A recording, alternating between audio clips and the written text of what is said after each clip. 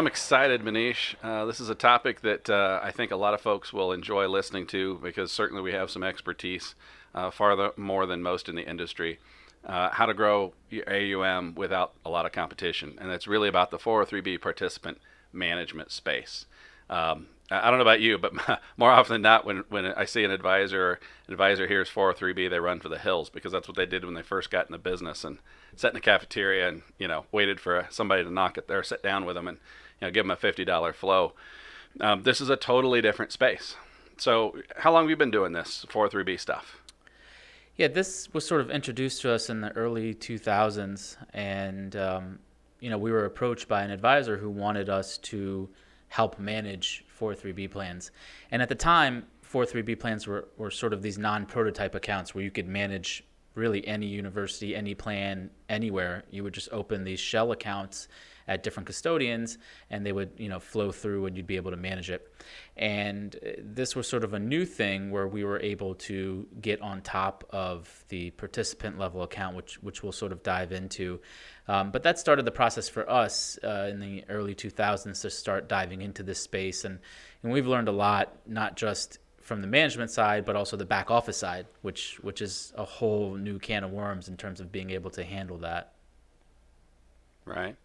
Well, I think it's good for us to start this process of conversation and explanation with, with ultimately it's sort of the alphabet soup, so to speak, right? You've got 403B, 457, 401A. For the purpose of this discussion, I want to set the baseline in that we're just going to say 403B. I should throw 403B7 in there too, right? We're just going to talk about 403B. All the others are included with basically everything that we say. You good with that? Yeah, it makes the conversation easier. Conceptually, it's all the same. There's slight differences here and there, but for sure, just like a 401k is different than a profit sharing plan, et cetera. Right. For this podcast, it's just going to be 403B. Right. All right, so let's do this. Let's lay the groundwork as far as giving a little bit of background as to why. I mean, that was the good news, right? We're just going to talk about 403B, and it encompasses everything. But ultimately, why are we experts? I think that's good to know, right? Before anybody listens to what we have to say, you've got what, 20 years in the business of specifically working on managing 403B participant space on the advisory side, right?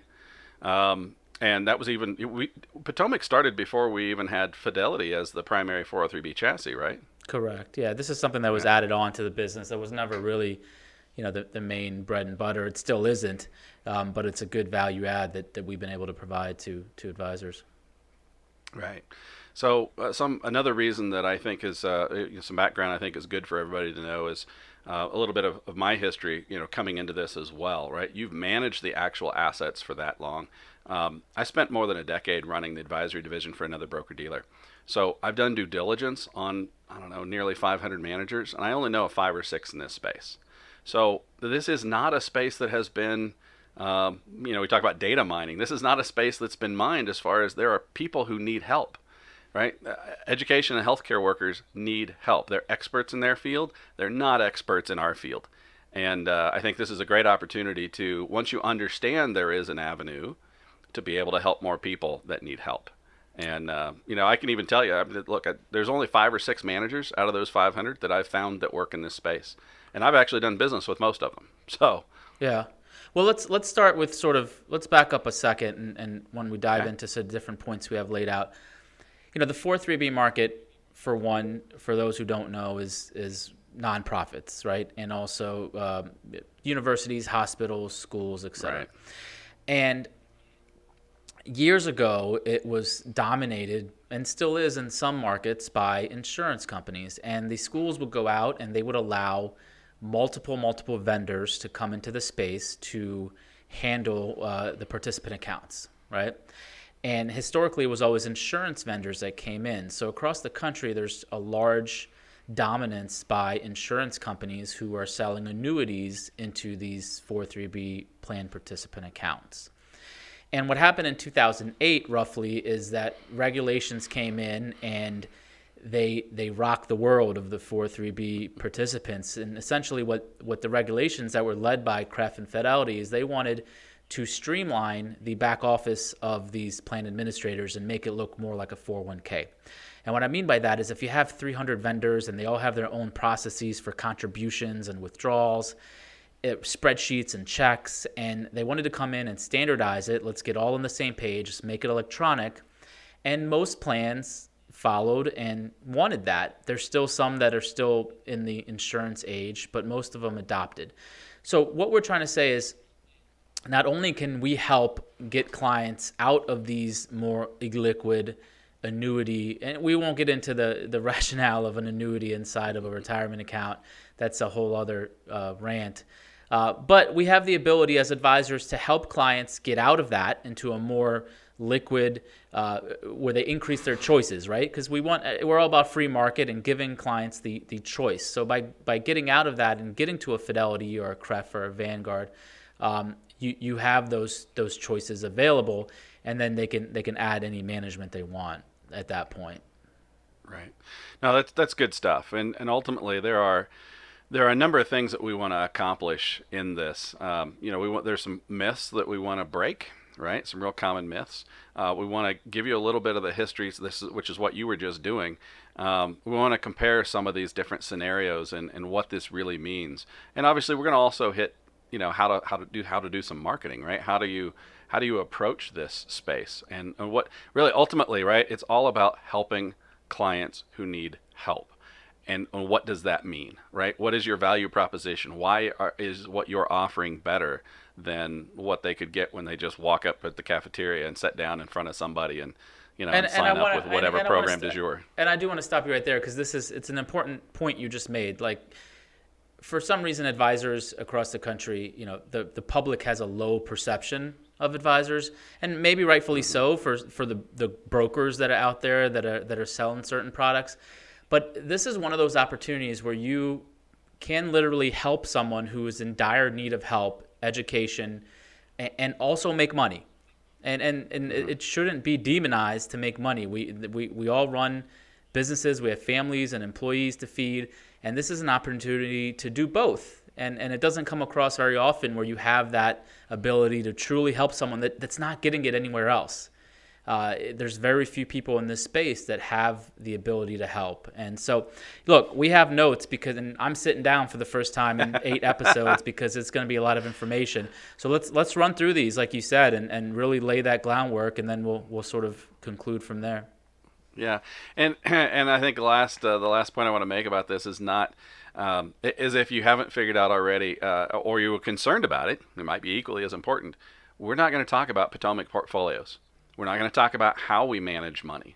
This is not a Potomac sales pitch. This is helping those advisors who watch this video understand more about what I talk about every single day. An hour ago, I was on a webinar doing this exact same thing. So, it's really about education, and that's the focus here. So let's talk about some of these myths. I'm going to ask the question, and you give a little bit of an answer.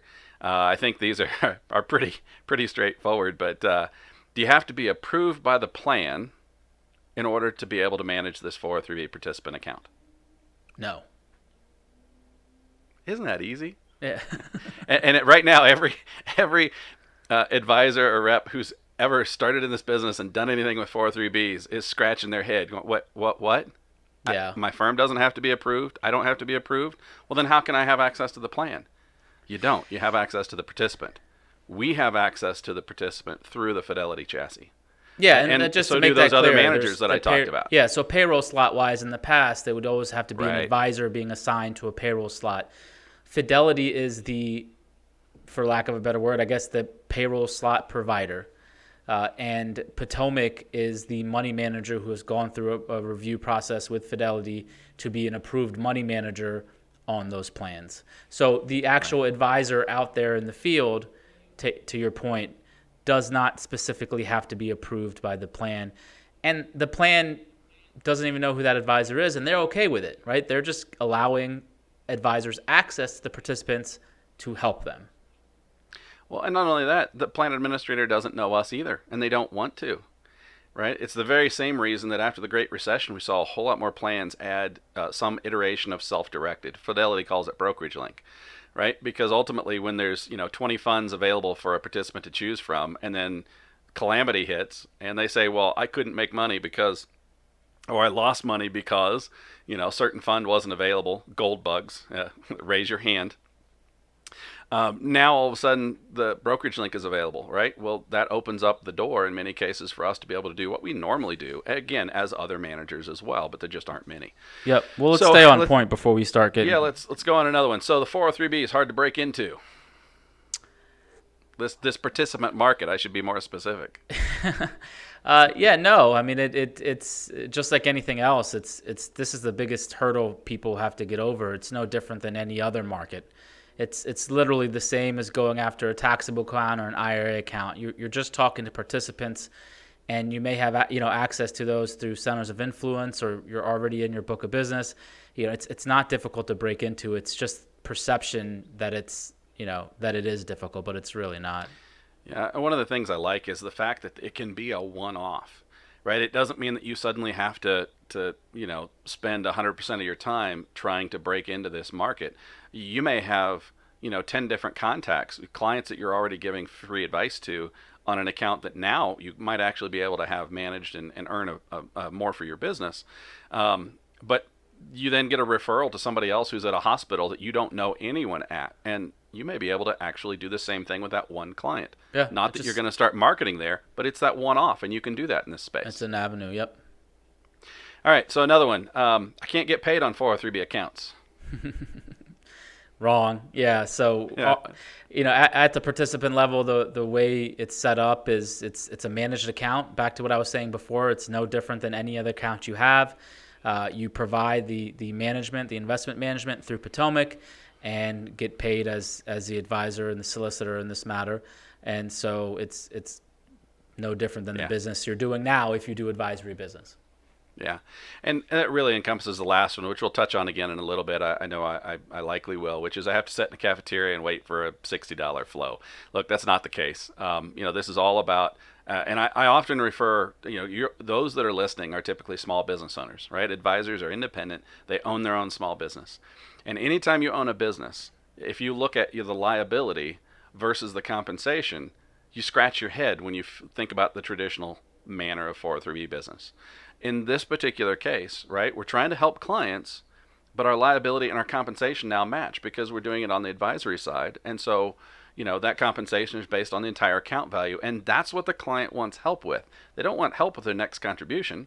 They want help with the whole account balance. And that's where we're going with this. So let's move on with this process. You talked about some of the regulation changes and so forth. I think it's good to understand, and this was part of a conversation earlier, what choices do clients have when they're working, in this case, because we're sort of picking on Fidelity, because that's the chassis that we are most familiar with. What choices do they have if they had a Fidelity account? Well, without dealing with us, right? They typically have Tier 1, which is target date funds. That's, again, as you said earlier, that's a whole nother rant. Tier 2 would be passive and active funds, right? Depending upon the plan, they might have 10 or 20 different passive and active funds to choose from.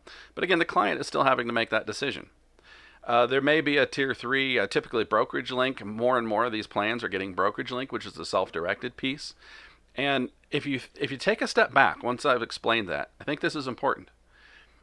An individual participant, before they ever decide what investment they're going to use for their retirement account, they have to choose a vendor.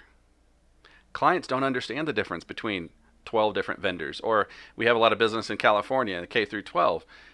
44 vendors, I think, is the last time that we checked. No, it's upwards. It's insane. It's upwards of 200, actually. Oh, geez. Yeah. So think about that. Before they can ever make a decision, they have to decide a vendor, not realizing that vendor choice controls what they can actually invest in. And then they have to do their research, make their investments. And then likewise, as the count goes on, they have to rebalance or reallocate or make adjustments. What we're talking about in this situation is the ability to remove all of that from the participant's shoulders. Now, the traditional 403B market, that doesn't happen because there are regulations against a representative giving specific advice, and a representative can't go in and manage the account. So it's really an eye-opening. Once the light bulb clicks for people, it's really amazing to watch how excited they get at the fact that, oh, wait a second here. I really got a heck of a value proposition to bring to these participants, some of which are my clients, some of which I know, but I've just never, sort of dug in deeper because I knew their biggest account was something that I couldn't really do much with or help them with.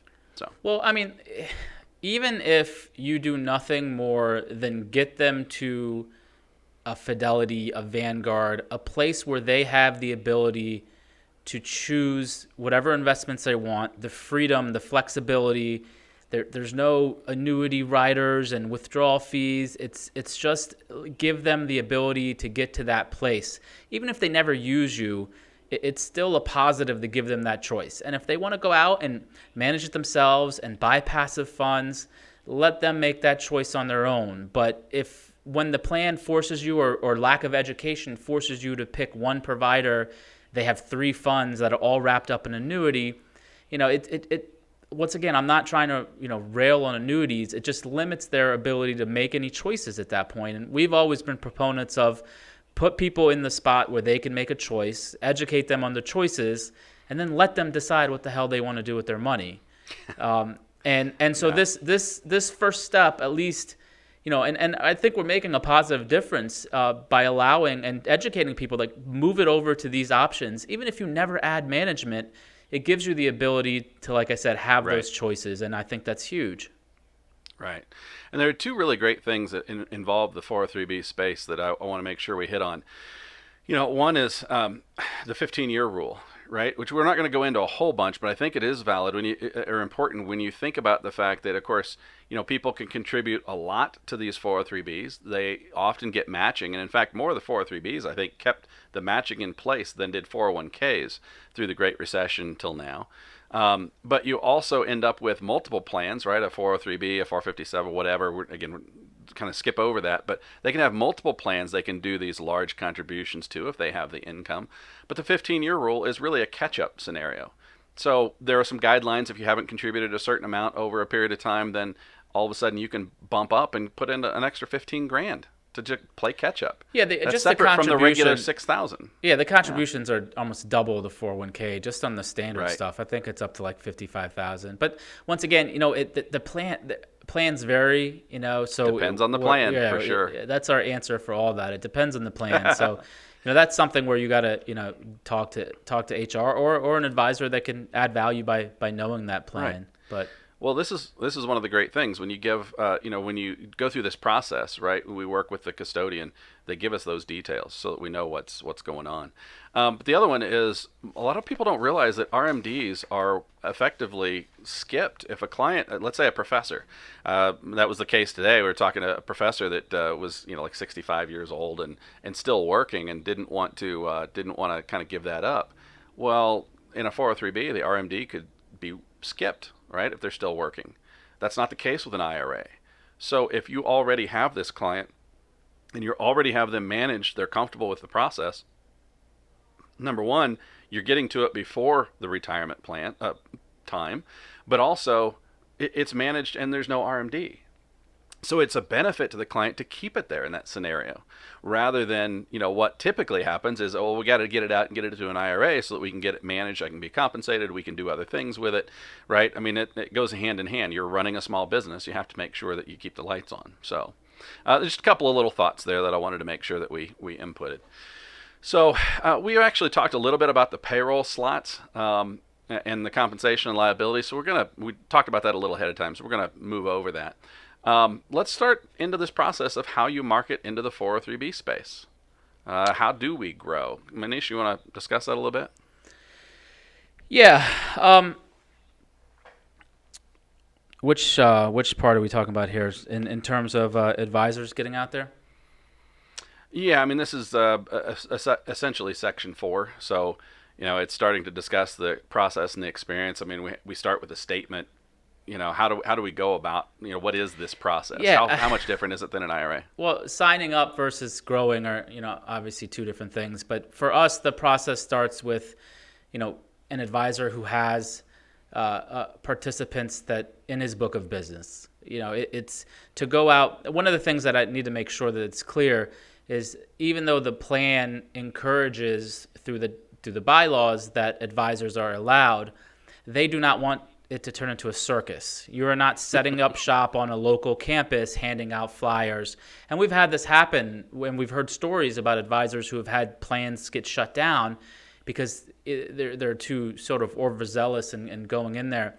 They don't want to turn it into a circus show. And so how you go about getting business, number one, is looking through your book of business and seeing what opportunities are around, things that you've ignored historically in the past because you weren't able to manage it. So if you're near a local university, if you're near a local hospital, the process starts with going through your book of business and trying to ascertain if you have any contacts in there, and then starting to spread the word, obviously, through your marketing that you are an expert and can help in that field. That's first and foremost to get situated. Do you have any thoughts on that? Yeah, no putting flyers under windshield wipers. That is not an option. All right, so as we move on, I think some good clarity is, what is the client experience and the advisor experience? How does that differ from, let's say, doing an IRA with a third-party manager? So I'm going to touch on that. Ultimately, the major difference, or the only difference, is getting that client statement first.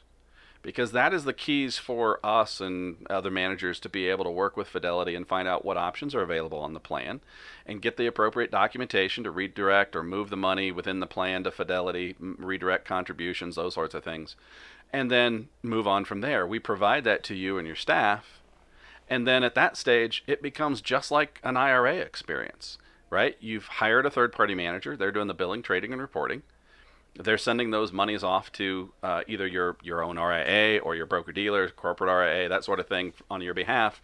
And, you're getting paid once a quarter. That experience is great. So I think it's valuable as well. I want to touch on this. I said it once before, but this is the value proposition you're bringing to the table for these participants. They do not have to choose a vendor. You're helping them with that.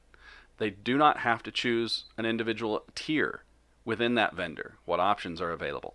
They do not have to do any research on their investments. They don't have to choose an investment. They don't have to rebalance, reallocate, or adjust based on market conditions or their own life experience. All those things are taken care of in this format, whether you're using us or some other manager. And I just think there's a huge value there because, let's face it, the number one reason that people go to a professional like those that are listening is the fact that they don't have time to do that, right? They want to spend time with their family. They want to do their work. They want to do their study, whatever, and move on and let their retirement investments be handled by a professional. And that's what most clients, when you say, well, it's handled by a professional, that's what they think they mean. They're not going to have to do that work. So I think that's pretty valuable. Yeah, we always say that you're handing the client, the participant has the keys to the car, and they're just handing it to an advisor to sort of to guide them. But yeah, become an expert on the plan is it's not necessary, but it's obviously helpful, right? I mean, and a lot of this is public information, and it's just simply understanding what vendors are out there, how certain things work on the plan, because they're all different. And trying to add value just by understanding your options. Right. So as we go through this process, of the first step being the only really different step is getting that statement. I think it is good to understand we've got hospitals, right? We've got education, that's K through 12, as well as higher education, universities, 4-year, 2-year, etc. Some universities have a separate physicians group, right? A physician's part of the university, and that often has a separate plan. But also some police, fire, etc. Are also, and nonprofits are also in this mix. So there's a pretty broad spectrum of groups that you can look to as potential candidates for this type of management. Well, let's ultimately back to we started talking about how to grow, right? That's always the question we get. Fine, I'm next to the University in Miami. I got a couple clients. Now what? Right? And so, what I was mentioning earlier, going through your book of business, number one. Number two is learning the plan and learning the ins and outs of the plan, which we have helped with, where we can do some of the research, come up with some marketing materials, educational materials that help with the plan. And the rest of it really comes down to the advisor and how willing they are to sort of go after it, whether it's seminars or educational seminars or whatever they want to do to sort of penetrate that market. But to tie it all back, it's really no different than any other of the marketing that they're doing, right? And Right. we get that question a lot because of the old mentality of the payroll slots. People think that they just get handed these list of names and all of a sudden they're the advisor, and it's just not how it works. Right. And likewise, I saw a university today that listed all of their employees with all of the phone numbers and email, right, on the website. Well, the reality Well, is you don't want to hold start. on. Yeah, Yeah. you don't. I mean, from a plan perspective, that's scratch that. You're not going to start Right. calling and emailing them at Right. work. Yeah. Don't start hounding them, because that's the first method to have people complain and then get the plan shut down.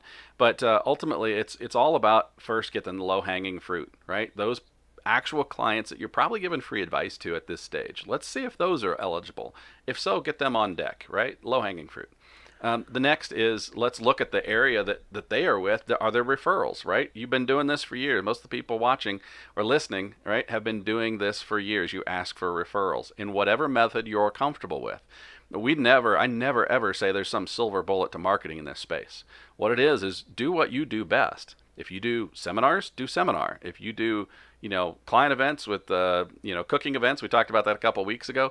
Do that. Get the people, the Well, low-hanging fruit that you made clients, this is and the then bottom. bring some more. The bottom line is this. I mean, no matter what you do, it all starts with if you're able to educate that client on their plan, what their options are, because there's no one doing that.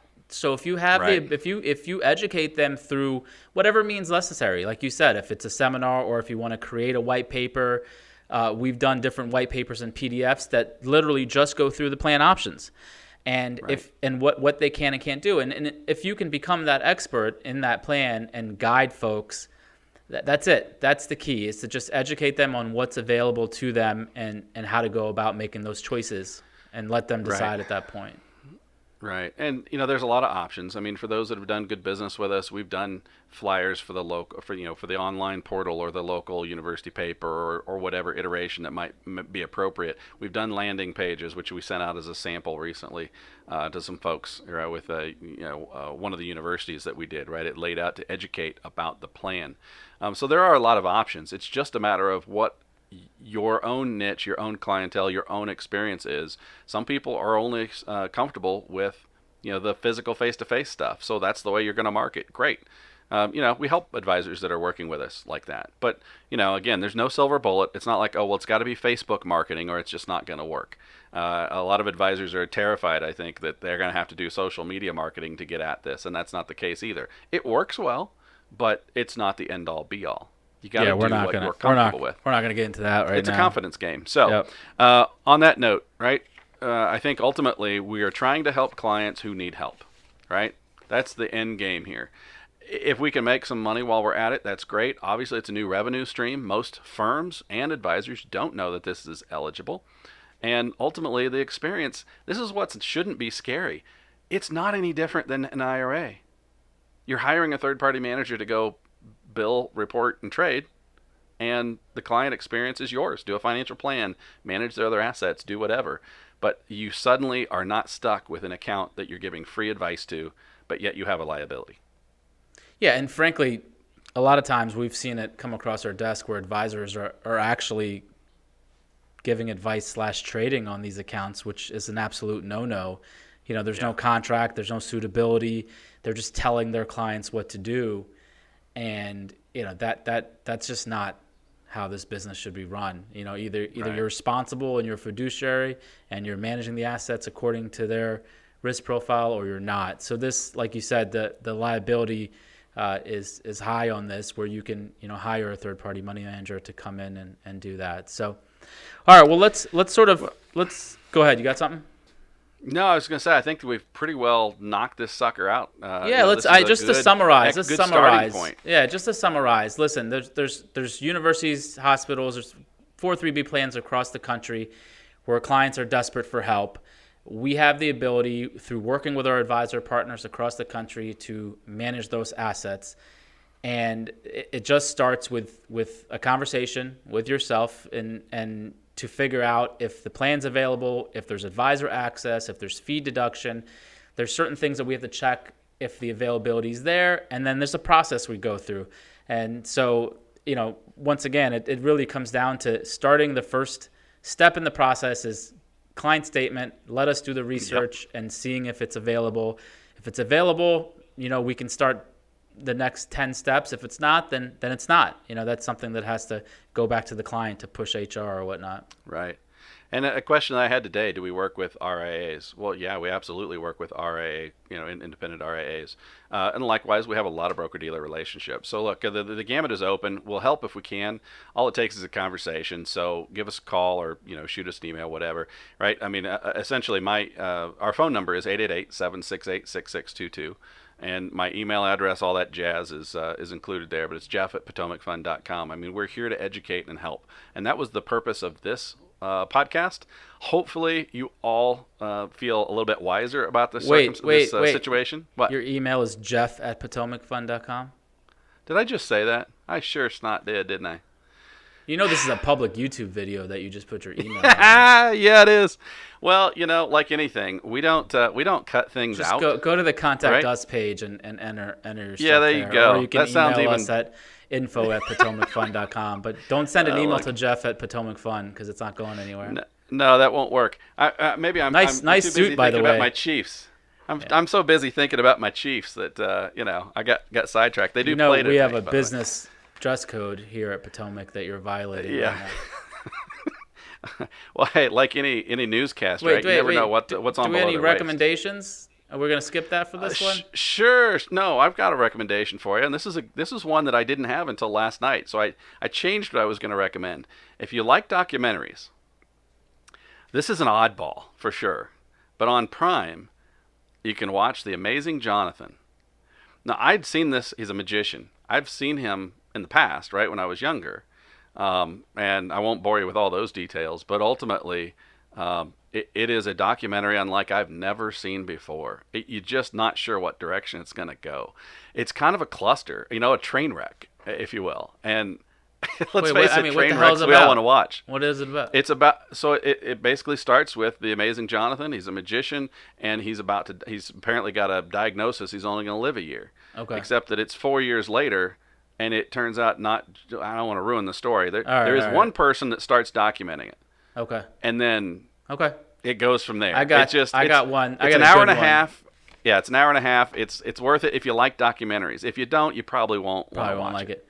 I got one called American Factory on Netflix. It's about a Chinese company that took over a GM plant that went out of business to sell Fuyao glass. They sell like glass, front glass enclosures for cars and whatnot. And it's actually very telling because of how efficient the Chinese workers are, and then they come here and the management just can't get Americans to be efficient.